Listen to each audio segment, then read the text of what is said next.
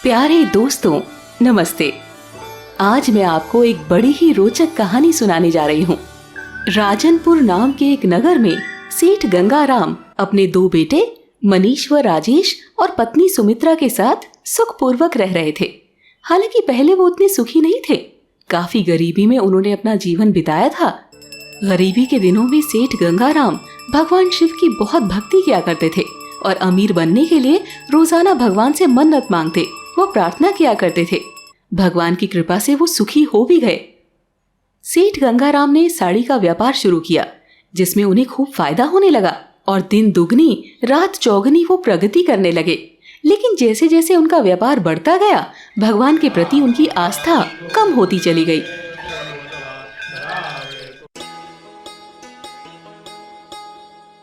सुमित्रा ने सेठ गंगाराम से कहा, आप पहले भगवान की कितनी पूजा करते थे, लेकिन अब तो आप उनका नाम तक नहीं लेते हैं। अब इतना समय कहाँ है मेरे पास कि भगवान की भक्ति करूं? काम से ही फुर्सत नहीं होती। सेठ गंगाराम दिन रात अपने व्यापार के काम में ही लगे रहते थे। भगवान की तरफ उनका ध्यान कभी जाता ही नहीं था। उनकी पत्नी उन्हें बार बार इस बात का एहसास दिलाती थी, लेकिन उन पर उसका कोई असर ही नहीं होता। आप भूल रहे हैं कि जब हम गरीब थे, तब भगवान शिव की कृपा से ही आपको व्यापार करने का अवसर प्राप्त हुआ था। भगवान शिव ने ही आपको सपने में आकर कपड़े का व्यापार करने को कहा था।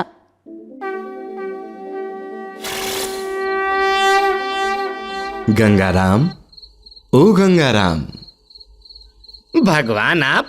हे प्रभु, आप मेरे सामने साक्षात हैं। क्या ये सच है कि मैं आपको अपनी आंखों के सामने देख सकता हूँ? मैं तो धन्य हो गया प्रभु। कहिए प्रभु, क्या आज्ञा है आपकी?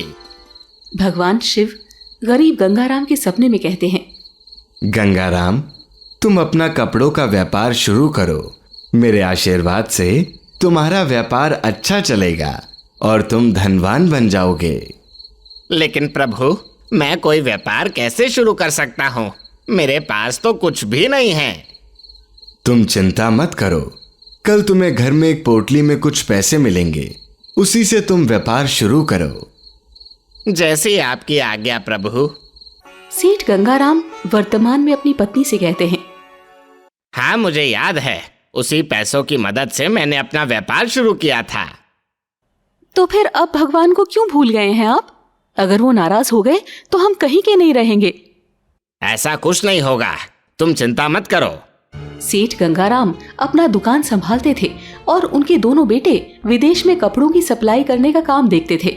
सुमित्रा ने गंगाराम से कहा, सुनिए जी, कल शिवरात्रि है, मैं मंदिर जाऊंगी, आप भी हमारे साथ चलिए।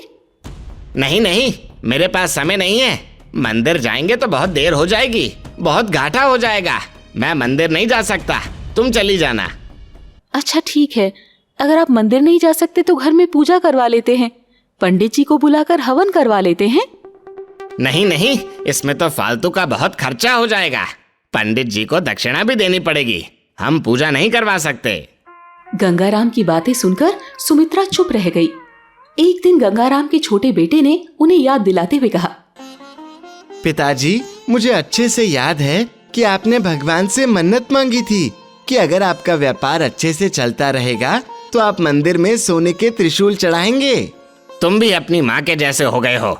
मैंने कभी ऐसा कुछ नहीं कहा था। मेरी मेहनत की वजह से ये व्यापार चल रहा है। बेकार की चीजों पर पैसा खर्च करने से क्या होगा? यही पैसा अगर व्यापार में लगाएंगे तो यही पैसा दुगना हो जाएगा। आप अपनी ही बात कही भूल गए हैं। मुझे तो डर है, अगर भगवान शिव नाराज हो गए तो उनके क्रोध से हमारे परिवार को कोई नहीं बचा पाएगा। ये कहने के बाद वो घर में बने भगवान शिव के मंदिर के पास बैठकर उनसे प्रार्थना करने लगी, हे भोलेनाथ, इन्हें माफ कर देना। पैसों की चमक के आगे इन्हें आपका तेज भी दिखाई नहीं देता है। मैं अवश्य ही आपके मंदिर में त्रिशूल चढ़ाऊंगी। गंगाराम सुमित्रा की बात सुन लेते हैं और गुस्से में आकर कहते हैं, खबरदार, जो एक भी पैसा खर्च किया तो मुझे फालतू के कामों में पैसे नहीं खर्च करने हैं, और अगर तुमने ऐसा कुछ किया तो मैं तुम्हें कभी माफ नहीं करूंगा। गंगाराम की बात को भगवान शिव भी सुन रहे थे। भगवान शिव ने पार्वती से कहा, देखिए देवी, कैसे मेरे इस भक्त को धन का अहंकार हो गया है। हाँ प्रभु, अब आप कैसे उसे सही रास्ते पर लाएंगे? भगवान शिव मुस्कुराते हैं और गंगाराम की तरफ देखने लगते हैं। जो अपने काम में व्यस्त रहता है।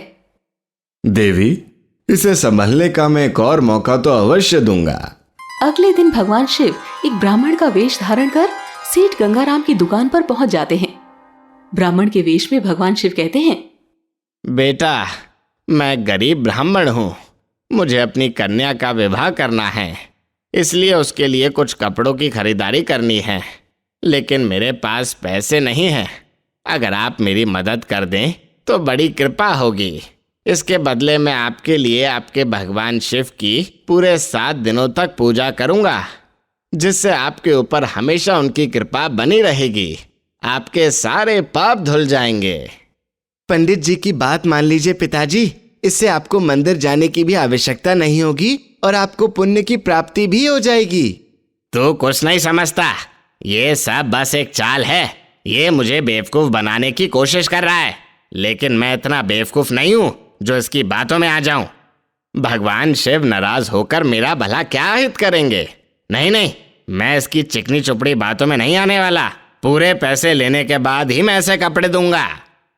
मान जाइए सेठ जी, एक गरीब कन्या के विवाह का पुण्य भी आपको ही मिलेगा और मैं पूरी ईमानदारी से आपके लिए पाठ करूंगा। देखिए पंडित जी, मैंने आपसे कह दिया कि मैं नहीं दूंगा तो नहीं दूंगा। कहीं और जाकर कोशिश कीजिए। मूर्ख सेठ, भगवान शिव ने तुम्हें पश्चाताप करने का एक मौका दिया था, लेकिन तुमने उसे भी गवा दिया। अब तुम्हें उनके प्रकोप से कोई नहीं बचा सकता। ये कहने के बाद ब्राह्मण के वेश में भगवान शिव वहां से चले गए। रात को जब सेठ गंगाराम अपने घर आए तो उन्होंने अपनी पत्नी सुमित्रा को सारी बात बताई, जिसे सुनकर उसकी आंखों में आंसू आ गए।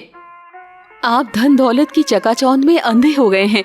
आपने ये भी नहीं सोचा कि हो सकता है कि भगवान शिव स्वयं आपकी परीक्षा लेने आए हों। आप अपना भला चाहते हैं तो तुरंत उस पंडित जी को ढूंढ के ले आइए। सुमित्रा ने गंगाराम को समझाने की बहुत कोशिश की, लेकिन वो नहीं माना। उस रात को बहुत तेज आंधी आई। सुबह को जब गंगाराम अपनी दुकान पर पहुंचा तो उसने देखा कि उसका दुकान आंधी की वजह से टूटकर पूरी तरह से गिर गया था। ये सब देखकर उसने अपना सर पकड़ लिया। जैसे तैसे करके कुछ दिनों में दुकान की मरम्मत करवाई और फिर से काम शुरू किया। तो एक दिन के बाद ही न जाने कैसे दुकान में आग लग गई, जिससे उसके सारे कपड़े जलकर राख हो गए। अब तो गंगाराम की हालत और खराब हो गई। दोबारा से इतना बड़ा नुकसान उसके लिए आफत बन गया। फिर भी किसी तरह से फिर से माल मंगाकर काम शुरू किया। तो 2 दिन के बाद उसकी दुकान में रात को चोरी हो गई। चोरों ने सारे माल गायब कर दिए।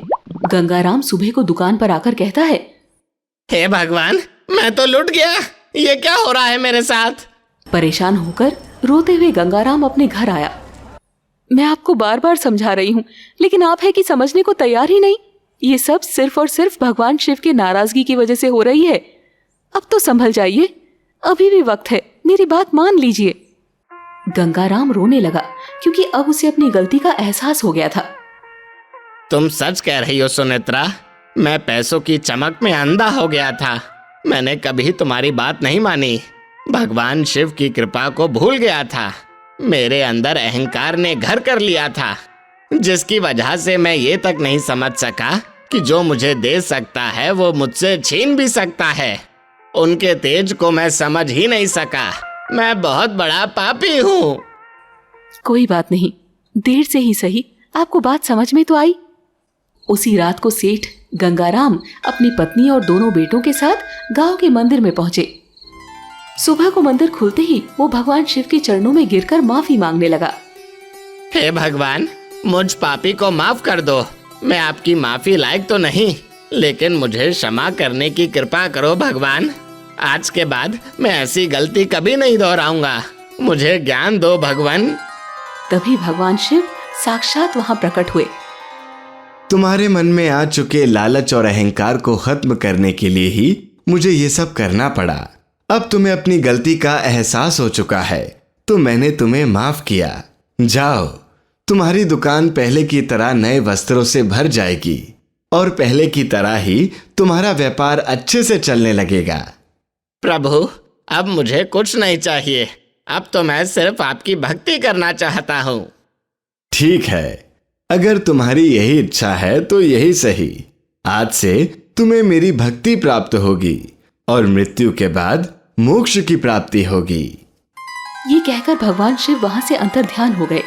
अब सेठ गंगाराम ने अपनी सारी संपत्ति और व्यापार की जिम्मेदारी अपने दोनों बेटों को दे दी और पत्नी के साथ भगवान शिव की भक्ति में लीन हो गए।